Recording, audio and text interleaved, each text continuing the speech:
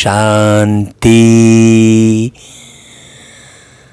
आज प्यारे बाबा अमृत बेले से उठाकर कर्म को शुद्ध करने की बात बता रहे थे।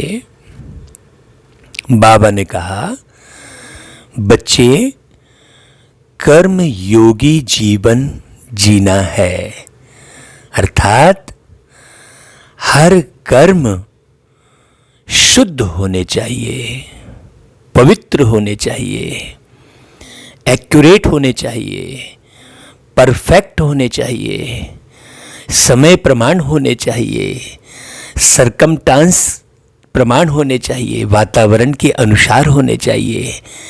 लोगों को आपके कर्म सुख पहुंचाए ऐसे कर्म होने चाहिए। आपके कर्म ऐसे होने चाहिए जो आपके कर्म को देखकर लोग सीखें, प्रेरणा लें, ऐसे कर्म होने चाहिए।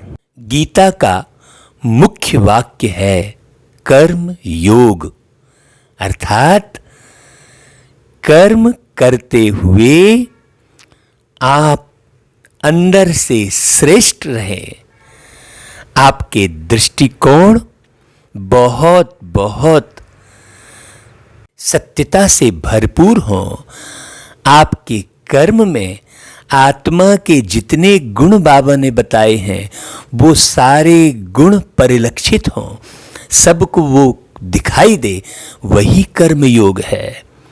हाँ, योग का मतलब है सीधा सीधा योग्यता।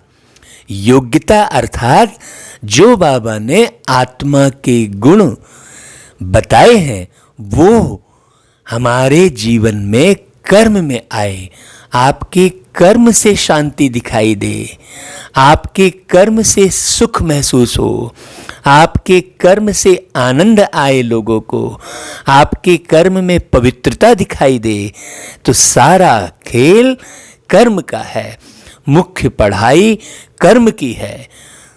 अब बाबा ने कहा कि बच्चे, हमने सभी बच्चों को चार्ट लिखने कहा, लेकिन बहुत से बच्चे ये समझ नहीं पाए हैं कि चार्ट कैसा लिखना है। तो बच्चे, तुम्हें अमृत बेले तुम उठते हो तो हम तुम्हें बताते हैं, तो तुम सबको बताओ। और ये बहुत अच्छी सेवा जो तुम कर रहे हो, बाबा ने कहा, ये भावार्थ सहित मुरली सुना रहे हो, ये मैं तुम्हें प्रेरित कर रहा हूँ, ऐसा लोगों को बताओ। तो चार्ट लिखने की जो बात आज बाबा ने बताई हमें, वो हम तुम्हें बता रहे हैं भाइयों, कि चार्ट कैसा लिखना है।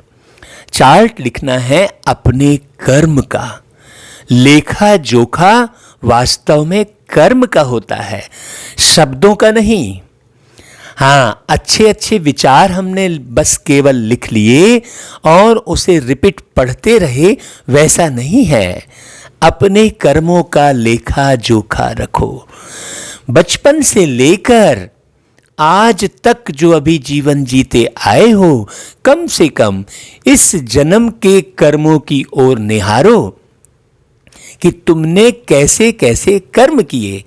तो दो कॉलम बनाओ, एक तरफ श्रेष्ठ कर्म कितने किए वो लिखो, फिर दूसरे तरफ भ्रष्ट कर्म कितने हुए ये लिखो। अपनी जांच स्वयं करो।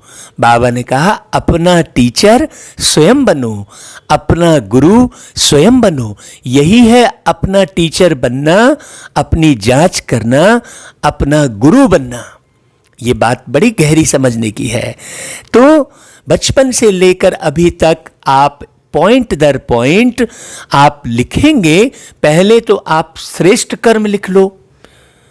श्रेष्ठ कर्म पहले लिखोगे तो अपने अंदर खुशी बढ़ जाएगी। अगर आप पहले खराब कर्म को नोट करेंगे जो तुमने किए हैं बचपन से लेकर आज तक, तो मन जो है कमजोर हो जाएगा, फिर श्रेष्ठ लिखने के काबिल नहीं रह जाएगा। इसीलिए पहले एक तरफ पूरे श्रेष्ठ कर्म लिख लो कि कौन कौन से तुमने अभी तक श्रेष्ठ कर्म किए हैं। और फिर उसके बाद भ्रष्ट कर्म लिखना शुरू करो। फिर पॉइंट मिलाओ कि श्रेष्ठ कर्म ज्यादा है कि भ्रष्ट कर्म ज्यादा है, और खुद ही डिसाइड कर लो कि तुम क्या पद पाओगे। कर्म के अनुसार ही पद मिलेंगे। पढ़ाई आपके कर्म को श्रेष्ठ करने के लिए पढ़ाई जाती है, लेकिन अगर आपने पढ़ाई पढ़ी और पढ़कर कर्म श्रेष्ठ नहीं किए तो चाहे जितना भी पढ़े हो आपको पद नहीं मिलेगा। हाँ, श्रेष्ठ कर्म का आधार पढ़ाई है, इसीलिए बाबा ने कहा कि पद का आधार पढ़ाई है। लेकिन केवल पढ़ाई ही पद का आधार है ऐसा नहीं है। जो आपको बाबा पढ़ा रहे हैं वास्तव में ये श्रेष्ठ कर्म करने की पढ़ाई है। हाँ, माने अपने कर्मों को सुधारने की पढ़ाई है।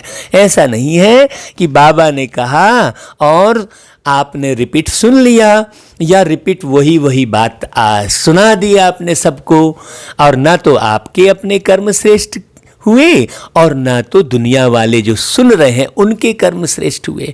आप जो पढ़ रहे हो पहले उस पढ़ाई के आधार पर वैसा कर्म कर रहे हो कि नहीं ये जांच करो, फिर औरों को पढ़ाओ वैसा का वैसा। जैसा तुमने पढ़कर अनुभव किया, जैसे पढ़कर अपने कर्मों को सुधारा, उस विधि को अच्छे से रिफाइन करके सबको सुनाओ। तो चलो आज बाबा जो पढ़ा रहे हैं उनमें हम जांच करें कि क्या मेरे वैसे कर्म हुए हैं। तो देखो आज बाबा कहते हैं, मीठे बच्चे, बाबा आए हैं तुम्हें घर की राह बताने। अब घर कौन सा है भाई? घर है तुम्हारा परम धाम, उसका नाम परम धाम है ना भाई? बात समझना, एक घर की राह की बात है, उस पर पूरा अच्छे से समझना। तो घर की राह बताने बाबा आए हैं। तो घर अर्थात परम धाम, और परम धाम का अर्थ है परम यानी श्रेष्ठ, और धा यानी धारण करना, और स्वयं में धारण करना माने मैं वैसे कर्म करूं। श्रेष्ठता को धारण करना ही, जीवन में श्रेष्ठता को धारण करना ही परम धाम में रहना है। तो घर की राह बता रहे मतलब, और परम धाम की राह दिखा रहे मतलब, परम धाम का अर्थ है शांति धाम, मतलब शांति को धारण करके रहना। परम धाम का अर्थ है निर्वाण धाम, अर्थात वाणी से परे रहना। वाणी से परे रहना मतलब, वाणी से परे रहना माना इस गले की आवाज से परे रहने वाली बात थोड़ी है। वाणी से परे रहना माना अपने मन के अंदर जो ईर्ष्या की वाणी चल रही है, द्वेष की वाणी चल रही है, पश्चाताप की वाणी चल रही है मन के अंदर में, ऐसे देखो कितने विकृतियों की वाणी जो चल रही है, उस आवाज से परे रहना। तो परम धाम को निर्वाण धाम कहते हैं, परम धाम को शांति धाम कहते हैं, परम धाम को परम धाम कहते हैं। ऊपर जो बैठा है ऊपर में है, अर्थात हमारी ऊंची अवस्था बनानी है वो। तो ऐसे घर की राह बता रहे बाबा। अब देखो बाबा आए हैं तुम्हें घर की राह बताने, इस एक लाइन का कितना गहरा अर्थ है। परम धाम को कहते हैं परलोक, कहते हैं परलोक सिधार गया, मतलब इस लोक में रहते हुए उस लोक की अवस्था बनाना। जितने नाम है उसके, अपने ऊपर में जो हमारा धाम है वो धाम तो है ही, हमेशा उस धाम की स्मृति में रहना, मतलब जैसे उस धाम के बारे में बताया गया है वैसा ही अपना जीवन दिखाना। फिर बाबा कहते हैं तुम आत्म अभिमानी होकर रहो तो यह राह सहज देखने में आएगी। देखो वही लाइन आ गई। अब बाबा ने विधि सिखाई, घर की राह बताई, और फिर बाबा ने क्या कहा कि अब ये सारा कैसे होगा, जब तुम स्वयं को जो हो जैसे हो वैसे रह कर दिखाओगे, माने तुम आत्मा हो। अब आत्मा के जितने गुण हैं उस स्वरूप में रहना ही आत्माभिमानी कहलाएगा। है ना भाई। तो बाबा ने कहा यह राह सहज देखने में आएगी, माने लोगों को यह रास्ता दिखाई देगा। ऐसा थोड़ी है।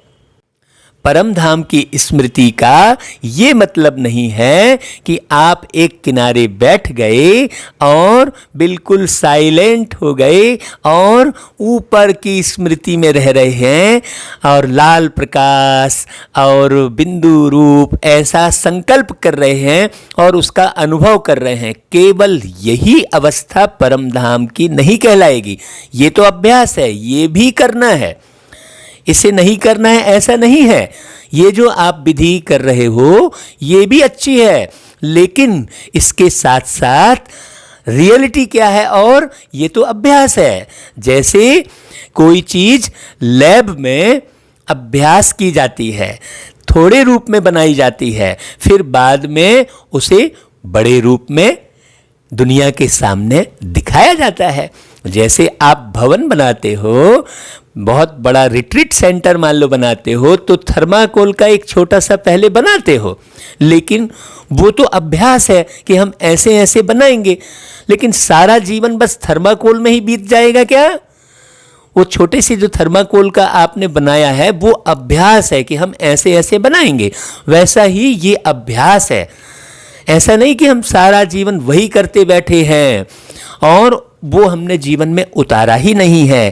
केवल अभ्यास से काम नहीं चलेगा, हमें उसका एहसास करना होगा और दूसरे को अपने कर्म द्वारा एहसास कराना होगा। अच्छा, बहुत सारे भाई बहनों के हमारे पास ये फ़ोन पर आते हैं कि और कहते हैं कि भाई जी मुरली जो है 1 घंटे से ऊपर जैसे हो रही है, 1.5 घंटे की हो रही है, तो क्या है सब समय नहीं निकाल पाते हैं, सुनते नहीं हैं। तो भाई फिर मुरली सुनने का मतलब ही क्या है? यदि आपने अर्थ सहित मुरली नहीं सुनी, उसमें यदि हड़बड़ी है आपको, ये तो मुरली निर्माण करने वाली है, बाबा की जीवन का निर्माण करने वाली है, कई जन्म संवारने वाली है, तो उसमें तो समय देना पड़े ना।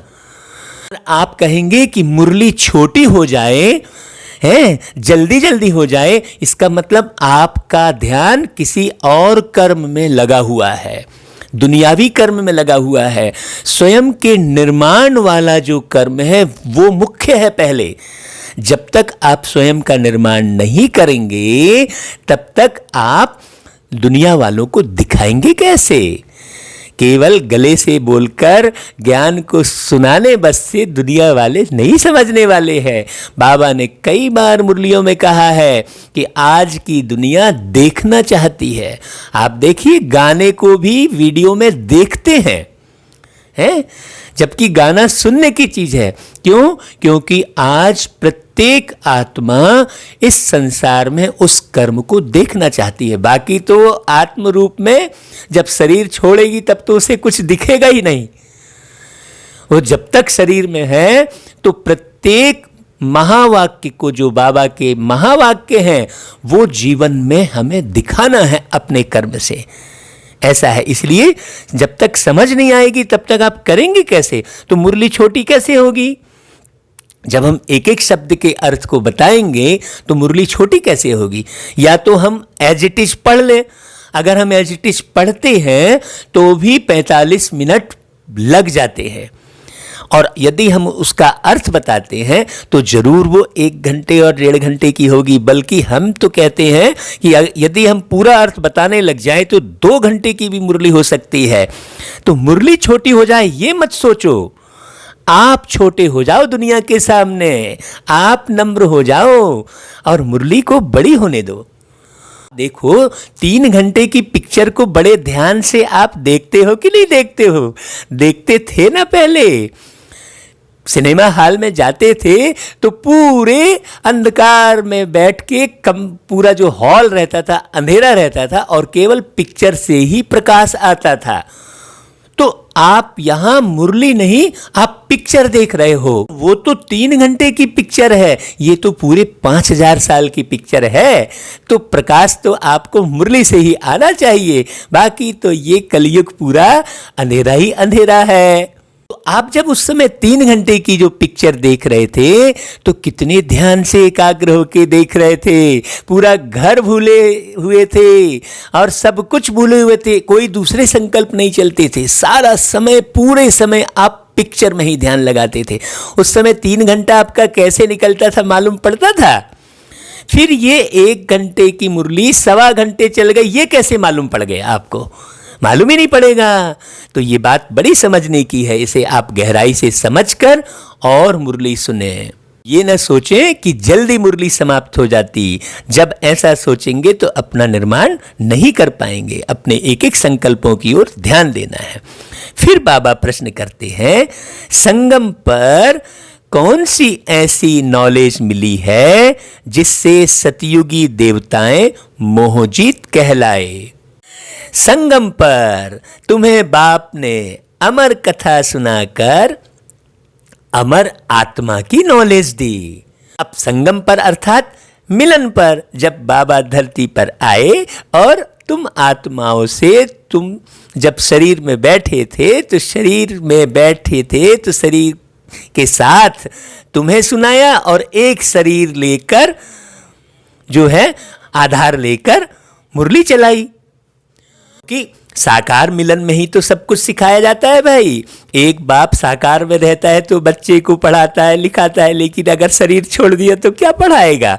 तो प्यारे बाबा ने आकर संगम किया, मतलब मिलन किया। कैसे मिलन किया? साकार शरीर के साथ, और अमर कथा सुनाकर अमर आत्मा की नॉलेज दी कि बच्चे तुम शरीर में जरूर बैठे हो, मैं भी शरीर में आया हूं, लेकिन तुम आत्मा अमर हो, है ना भाई?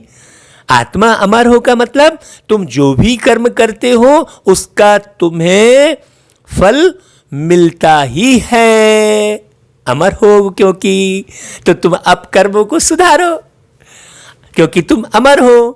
माने लोग सोचते हैं कि मर गए तो छुट्टी सारे दुखों से, क्योंकि उन्हें आत्मा का ज्ञान नहीं है। इसलिए बहुत लोग अपने शरीर को ही नष्ट कर देते हैं, और शरीर को नष्ट करके दुनिया वाले कहते हैं आत्महत्या कर लिया। अरे भाई, आत्महत्या थोड़ी होती है। शरीर की हत्या की उसने, किसने? उस आत्मा ने अपने ही शरीर की हत्या कर दी। आत्महत्या कहते हैं नहीं, अपने शरीर को भी खत्म करना पाप है और दूसरे के शरीर को भी खत्म करना पाप है ना भाई?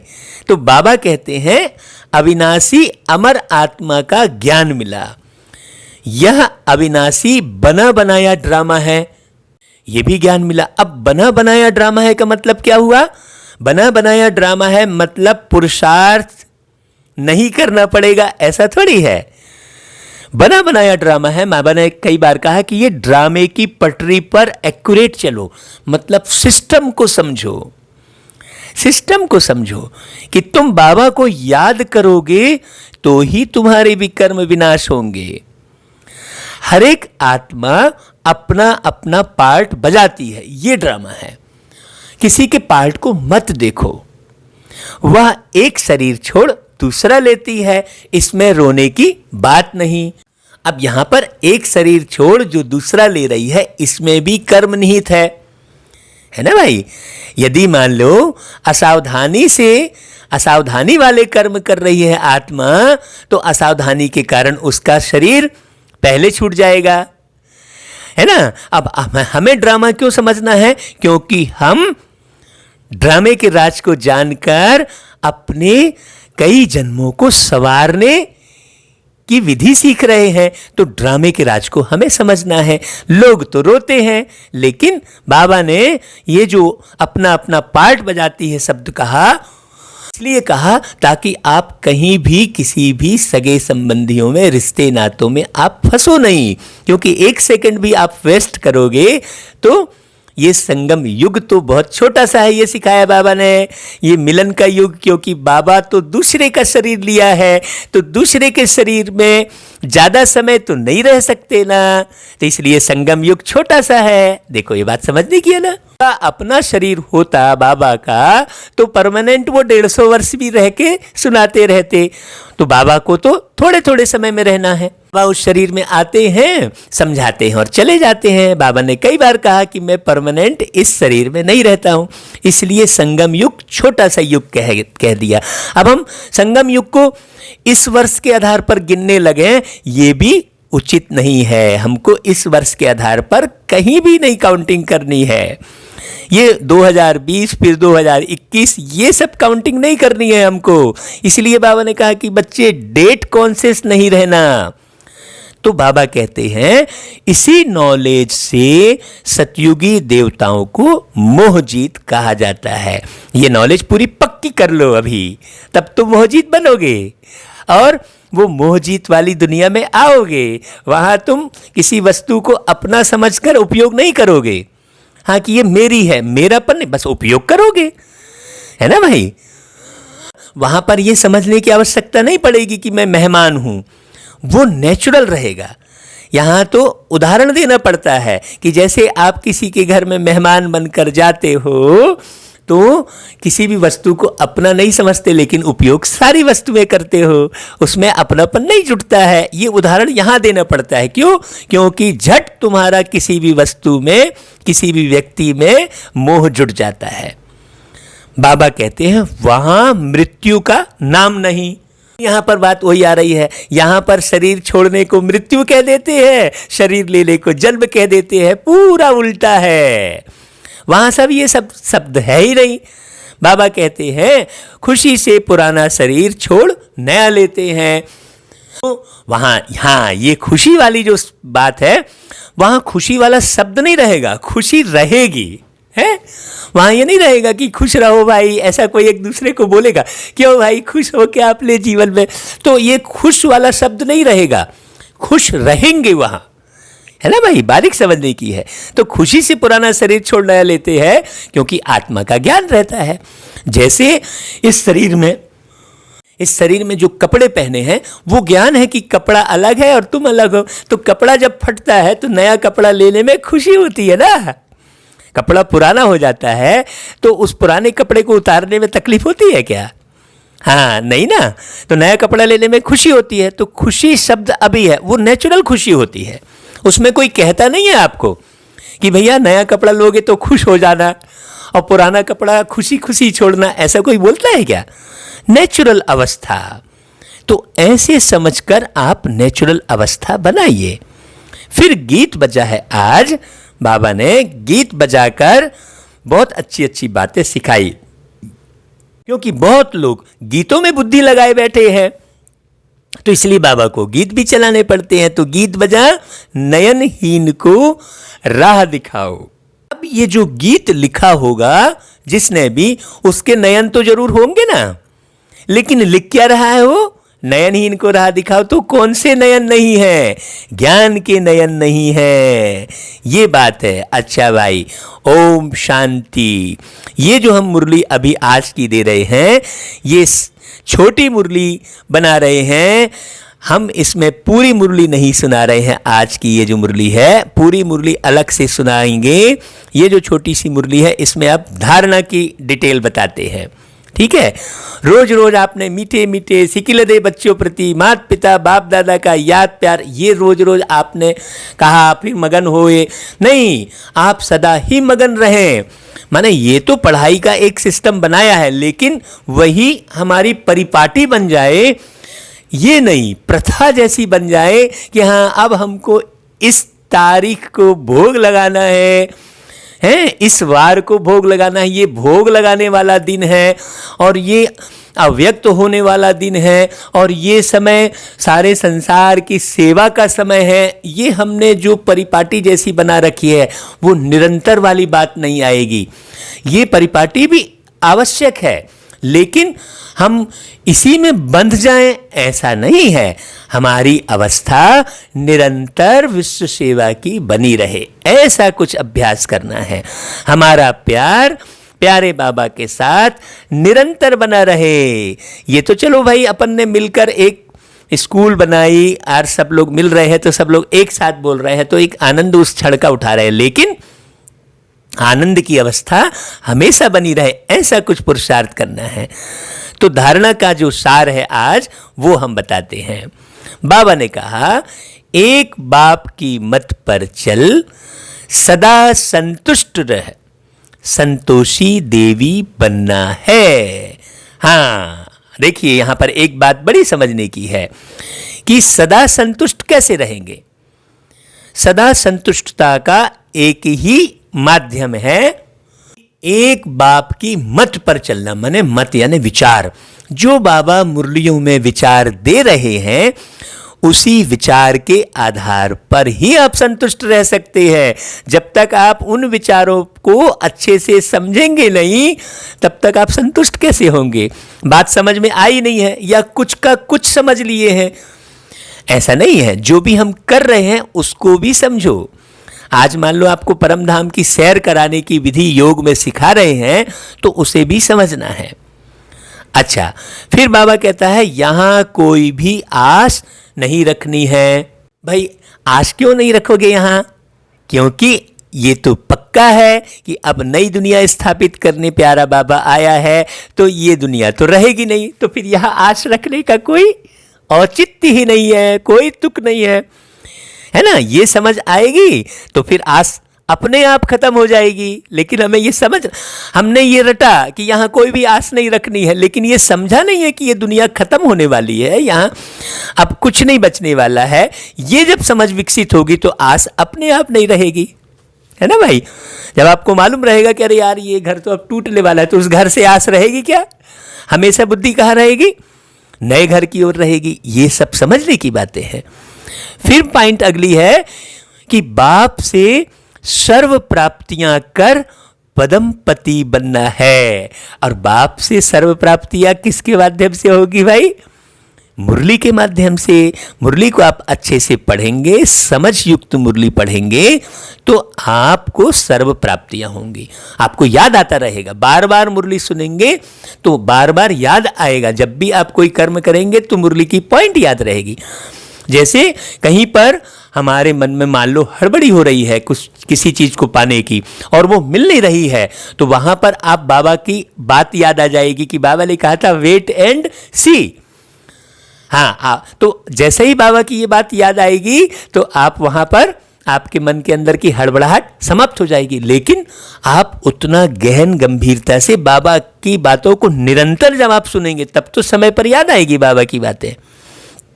फिर दूसरी पॉइंट, सबसे गंदा बनाने वाला बाइस्कोप अर्थात सिनेमा है। हाँ, तुम्हें बाइस्कोप देखने की मना है। देखो स्पष्ट बात। और कल ही हम जितने भी फेसबुक में उल्टा सीधा पोस्ट करने वाले जो लोग थे उनको हमने पूरा उड़ाया बैठ के। क्यों? क्योंकि बाबा ने देखने की मना कहा था, तो हमने उड़ाया उसे पूरी तरह से। हमें इन सब चीजों का विनाश करना है। हाँ, पूरी तरह से हमें देखना ही नहीं है। बाइस्कोप अर्थात फालतू की जो पिक्चरें, फालतू की जो बातें, दुनिया के जो समाचार, ये समाचार भी बाइस्कोप की गिनती में आएगा। आप दुनिया भर के समाचार कान लगाकर सुन रहे हैं या बड़े गौर से देख रहे हैं, नहीं। बाबा ने कहा तुम बहादुर हो तो हद और बेहद के बाइस्कोप का राज समझ दूसरों को समझाओ। अब देखो बाबा ने कौन सी पिक्चर देखने की बात कही? पूरे 5000 वर्ष की पिक्चर को तुम देखो ना भाई। हाँ, हमारे घर में 25 वर्षों से, जब से हम बाबा के ज्ञान में चल रहे हैं, जैसे ही बाबा के ज्ञान में चले तो बहुत जल्दी मुरली चल गई कि ये बाइस्कोप पाप की जड़ है, बाबा ने कहा। तो हमने घर में आकर हमारे जो परिवार हैं, युगल हैं, बच्चे हैं, उनके साथ मीटिंग की। हमने कहा देखो भाई, उस समय तो मोबाइल नहीं था। हमने कहा ये बाइस्कोप पाप की जड़ है और ये पाप की जड़ हमारे घर में ही बैठी है, तो इसको भगा दे। तो फिर उसी समय वो टीवी बेच दिया। हाँ, जैसे बाबा ने कहा ना कि बाइस्कोप देखने की मना है, तो अब तो भैया टीवी हर हाथ में आ गया, तो अब तो और खतरा है ना। तो हमने फिर टीवी देखना बंद किया। अब लोग कहने लगे क्यों भाई आपके घर में टीवी नहीं है? तो मैं कहता हूं मेरे घर में तो बहुत बड़ा टीवी है। ये देखो मैं जो दुकान में बैठा हूं तो ये जो हमारे दुकान का जो बहुत बड़ा गेट है वही मेरा टीवी है, उससे तो सारा दिख रहा है ना। टीवी में भी तो आप यही देखते हो कि लोग आ रहे हैं, जा रहे हैं, बातचीत कर रहे हैं, तो ये सारा इतना बड़ा टीवी तो किसी के पास नहीं होगा। ऐसा हम लोगों को बताते थे, तब उनको समझ में आता था कि हाँ ये तो अच्छी बात है। क्योंकि टीवी में अब कई लोग कहते हैं अरे अच्छा भी तो दिखाता है। अरे भाई, बाबा की मुरली से अच्छा कोई दिखा पाएगा क्या? जो भी दिखाएगा, जो भी क्लास कराएगा, जो भी बात बोलेगा, वो बाबा की मुरली के समान तो होगा ही नहीं। तो बाबा की मुरली सबसे सुंदर पिक्चर भी है, जो पूरे 5000 वर्ष के चित्र दिखाती है। तो बाबा ने कहा कि हद और बेहद के बाइस्कोप का राज समझ दूसरों को भी समझाओ, सर्विस करो। अच्छा भाई, वरदान। फुल स्टॉप की स्टेज द्वारा प्रकृति की हलचल को स्टॉप करने वाले प्रकृति पति भव।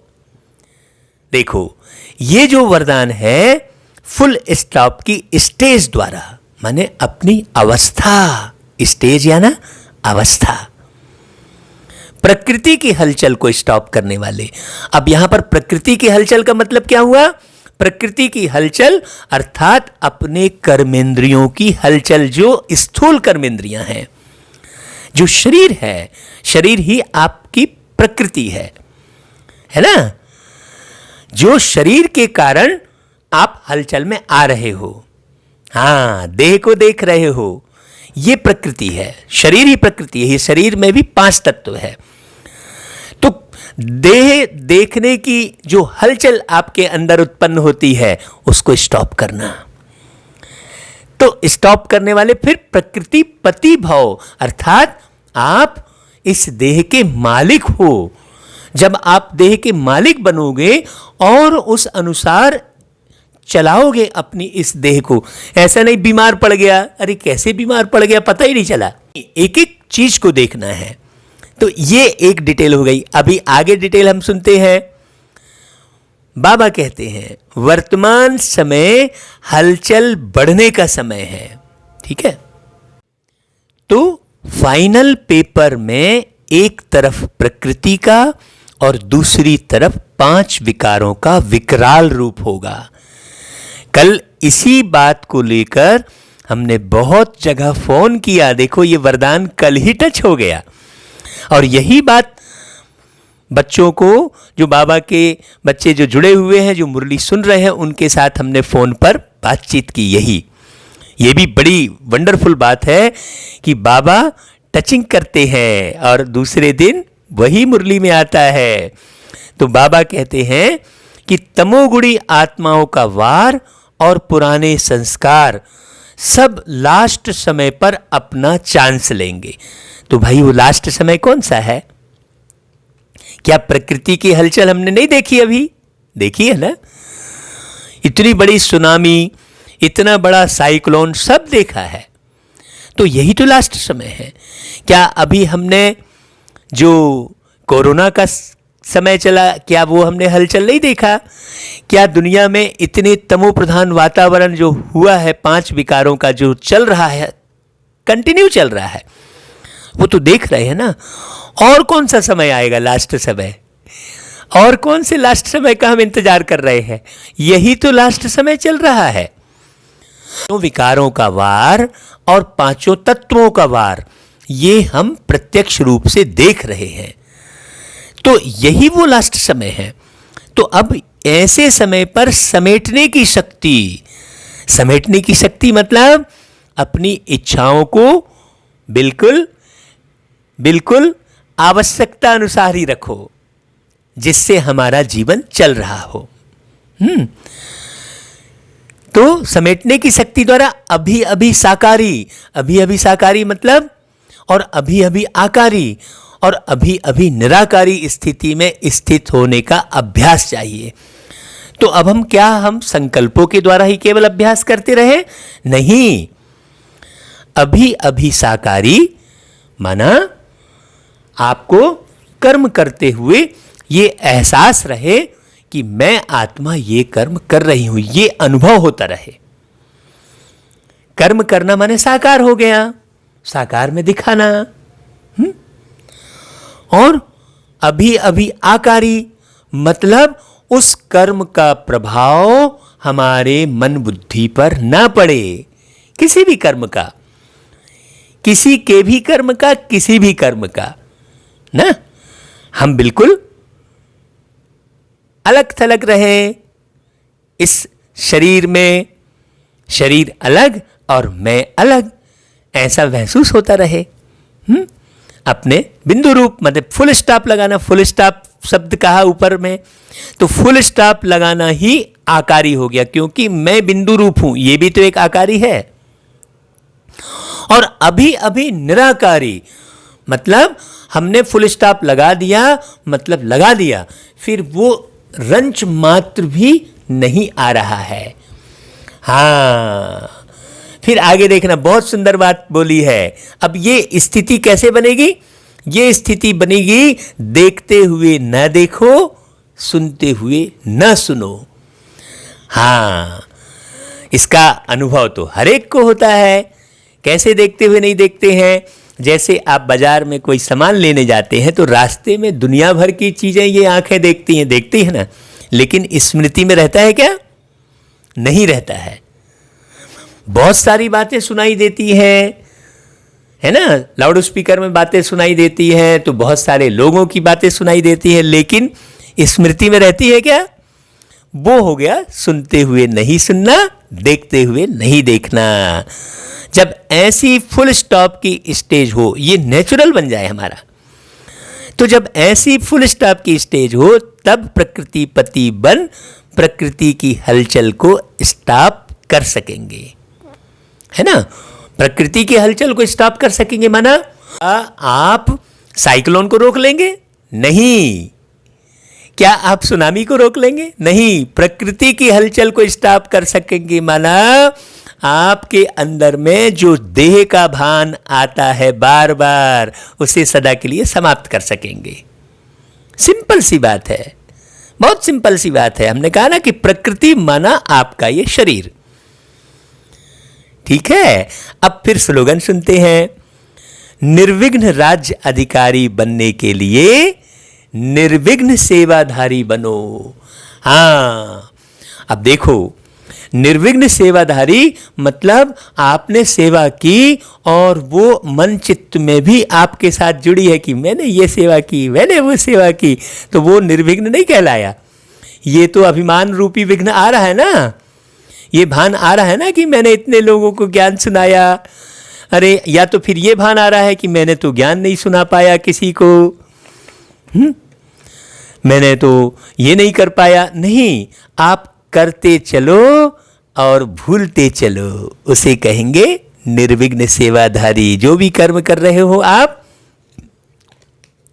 जो भी प्राप्तियां हासिल हो रही हैं, उसे आप बखान कर रहे हैं, अभिमान कर रहे हैं कि मैंने ये किया, और अपने उस कर्म को देखते हुए दूसरे के कर्म से तुलना कर रहे हैं कि मैंने तो इतना किया है, उसने तो नहीं किया है।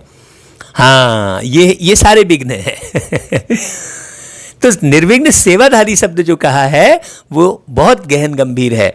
तो निर्विघ्न राज्य अधिकारी बनने के लिए निर्विघ्न सेवाधारी कैसे बनेंगे, ये भी पूरा स्पष्ट है। आप भी विचार सागर मंथन करो।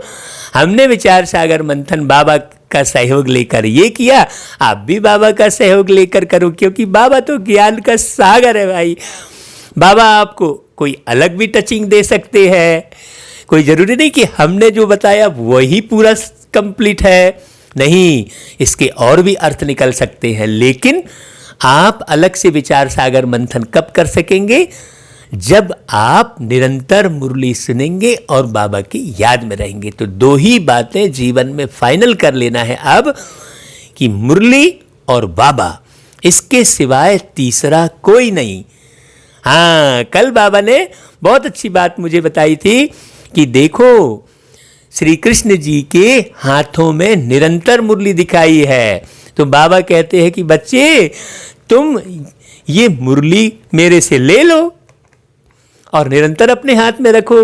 और बहुत बार होठों पर लगी हुई दिखाते हैं, हाथों पर रखकर दोनों हाथों में रखी दिखाते हैं, है ना, उसका देखो चित्र। और होंठों पर मतलब जब भी आपकी वाणी चले तो बाबा की मुरली के आधार पर ही चले। ऐसी मुरली होंठों पर लगी रहे तब तो कृष्ण बनेंगे आप। तो बाबा से मुरली ले लो।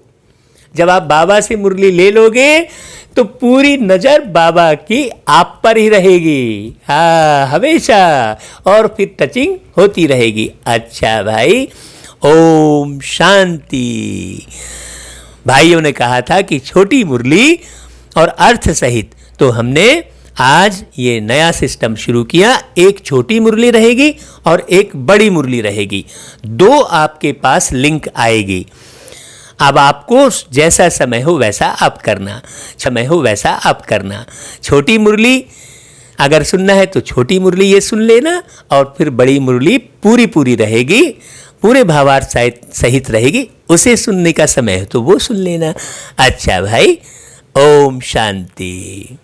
अब हम चलते हैं बड़ी मुरली सुनने के लिए। यदि आपको तुरंत बड़ी मुरली लेना है तो ले लीजिए।